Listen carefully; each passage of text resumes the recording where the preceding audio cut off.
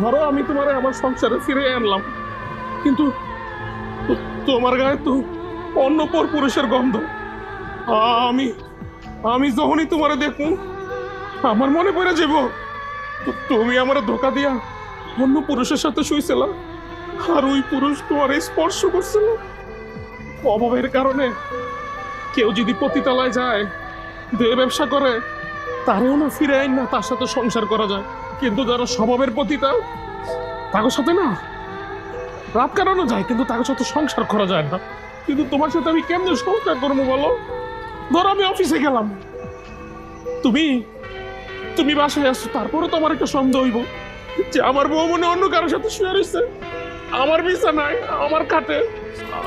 আমি না এরকম মানসিক অশান্তি নিয়ে আমি তোমার সাথে সংসার করতে চাই না। আরে ভাই, বউরে একটা মানুষ ভালোবাসবে, এটাই তো স্বাভাবিক। আমরা পুরুষরা যখন অনেক বেশি ভালোবাসি না, তোমরা তোমাদের মধ্যে কিছু মেয়েরা তখন না স্বামীরে বউর গোলাম বানায় দাও, মনে করো কি ও আমার গোলাম, আমার কথা মতো চলবো, আমার কথা মতো উঠবো বসবো। আরে আমরা তোমার গোলাম না, আমরা তুমি করে ভালোবাসি।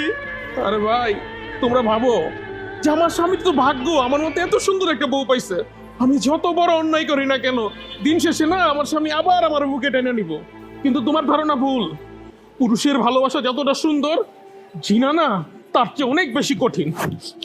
পাঠারো, আমি অফিসে যাব, তুমি ডিভোর্স পেপারে সাইন করে দিও।